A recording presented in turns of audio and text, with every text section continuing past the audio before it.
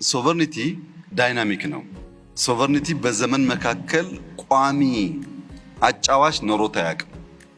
የዛሬ 100 ዓመት ሰዎች ሉዓላዊነት ሲሉ መሳሪያ የታጠቁ የተደራጁ ሰዎች መጥተው መሬታቸውን ድንበራቸውን ሲወስዱባቸው ነበረ። አሁን ከሌላ ኮንቲነንት ተደራጅቶ ወቅቱ መሬት የሚወስደው የለም። ያ ሶቨርኒቲ ያለፈበት። ቀጥሎ የመጣው እንደምታስታውሰው በቀዝቃዛው ጦርነት ጊዜ የአይዲዮሎጂ ወረራ ነበረ። ኢትዮጵያውያን የተጋደሉት፣ ኢትዮጵያውያን ተቋሞቻቸውን ያፈረሱት፣ ኢትዮጵያውያን የተጨቃጨቁት ምንም በማያውቁት አይዲዮሎጂ ነው። ሳሙኤል ሲሰማ ሰሙ፣ ኢምፖርት አደረጉ፣ ሲፋጁ ከረሙ። ምን አገኘንበት? ያው የሚታወቅ ነው። ይቅርብን በእኛ ሁኔታ በእኛ ሐሳብ የተባለበት ዋናው ምክንያት ኢምፖርትድ ቶትስ ኢምፖርትድ አይዲዮሎጂ እንዳለ ሲመጡ ጥፋት ስላላቸው ነው። እሱ ሲቀንስስ ስንዴ መጣ። ስንዴ እየለመንክ ስንዴ የሚሰጥህ አካል እያለ እኔ ሶቨሬኒቲ ጠብቄያለሁ ማለት አትችልም። ምክንያቱም ሲፈልግ ስንዴ ይከለክልብሃል ማለት ነው። ለምሳሌ የዛሬ 3-4 ዓመት ገደማ ታስታውስ ከሆነ እምቦጭ የሚባል አረም የጣናን ሌክ ወረረው የሚል አከራካሪ በጣም ጩኸት ነበር። እሺ ጣና በድንገት በተፈጥሮ ጉዳይ ተፈጠረ እንበል። አሁን ደግሞ ኢትዮጵያ ውስጥ ያሉ ሐይቆች እየዞራችሁ ብታዩ ሁሉም ትናንሽ ሐይቆች ሳይቀሩ እምቦጭ አላቸው። ከየት መጣ ይሄ እምቦጭ?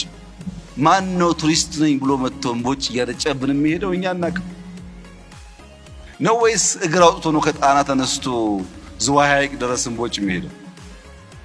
ትክክለኛው መልስ በእጄ ኖሮ ሳይሆን ዲፔንደንት የሆኑ በራሳቸው ምግባቸውን የማያመርቱ ሐሳባቸውን የማያመርቱ የሥራ ሂደት የማያመርቱ ሀገራት ስለ ሶቨርኒቲ ሊያወሩ አይችሉም።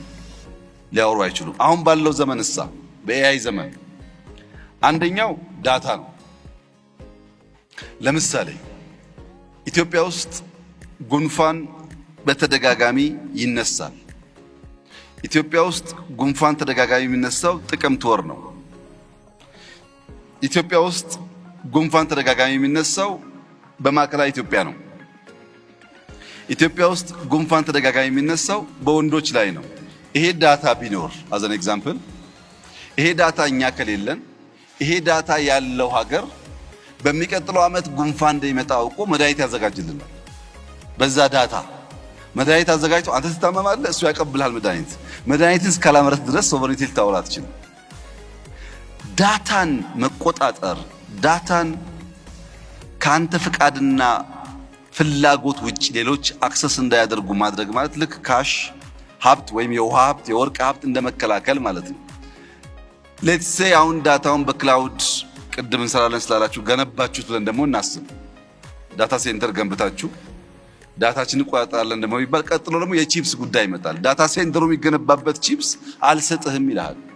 የሁሉ ቺፕስ የሁሉ ቴክኖሎጂ ኢንፑት አፍሪካ ሆና እያለች አፍሪካ ሁሉንም ቺፕስ ከውጭ የምታመጣ ከሆነ ስንዴ ብታመርትም በቺፕስ ደግሞ ነገር ትያዛለች። እና ሶቨርኒቲ ዳይናሚክ ነው። በየዘመኑ ካለ ጉዳይ ጋር እያደገ ነው። ለምሳሌ አሁን ፋይዳን ውሰድ።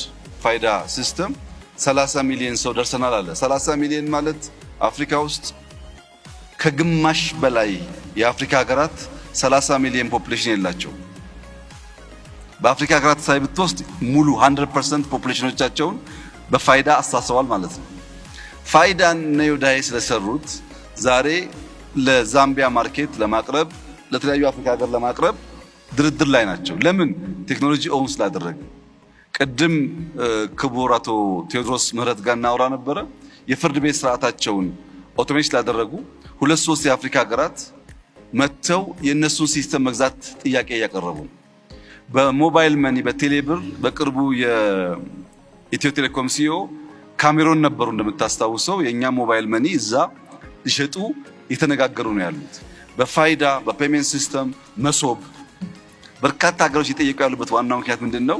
አፍሪካ ውስጥ ጥቂት ሀገራት እኔም አንተም የምናውቃቸው ሀገራት ሲስተሞቻቸውን ከሌላ ዓለም አመተው ተጠቅመው እነዚያ ሀገራት ጋር ሰጣ ገባ ውስጥ ሲገቡ የፍርድ ቤት ሲስተም የተዘጋበት ሀገር አለ።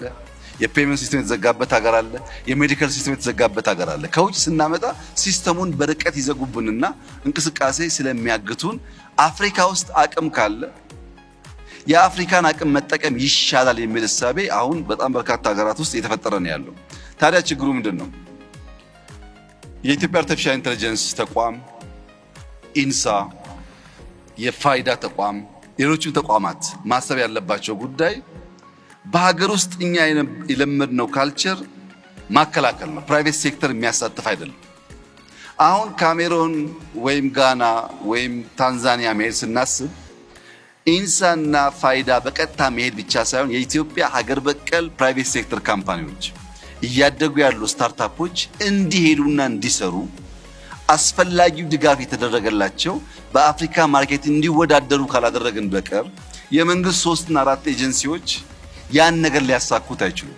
እኛ ማሰብ ያለብን ነገር የፕራይቬት ኩባንያ ሆኖ ኢትዮጵያዊ ኩባንያ ሆኖ 5 ቢሊዮን ብር ቢያተርፍ ምንም ችግር የለውም። የኛ ኩባንያ እስከሆነ ድረስ የግድ ኢንሳ መሆን የለበትም፣ የግድ ኤአይ መሆን የለበትም። ፕራይቬት ሴክተር ኢትዮጵያዊ ተቋማት የኛን ቴክኒካል ድጋፍ፣ ፋይናንሻል ድጋፍ፣ የማርኬት አክሰስ ድጋፍ እያገኙ በአፍሪካ ማርኬት ውስጥ ስራ እንዲሰሩ ካደረግናቸው በዛ ልክ ዳታ እናገኛለን፣ ልምድ እናገኛለን፣ ገንዘብ እናገኛለን። በለጠ ሰራውና ኤአይ ሰራው ወይም ኤክስ ኩባንያ ሰራው በኢትዮጵያ ደረጃ በማክሮ ሌቭል ሲታይ ለውጥ የለውም። ተቋማትና ኃላፊዎች ማከላከል ሳይሆን ፕራይቬት ሴክተር በተለይ ስታርታፕስ ደግፈን ወዲያ ማርኬት እንዲወጡና ትርፋማ እንዲሆኑ ማድረግ ስንችል ነው እንግዲህ ቅድም የተባለው ዩኒኮርን ሊሳካ የሚችለውና ሲስተሞች አሉ፣ ፍላጎት አለ። ፕራይቬት ሴክተር ማሳተፍን ታሳቢ ካደረግን በተሟላ ሁኔታ የዳታ ሶቨርኒቲ ብቻ ሳይሆን የሌላንም አክሰስ የማድረግ አቅማችን እያደገ ይሄዳል ማለት ነው።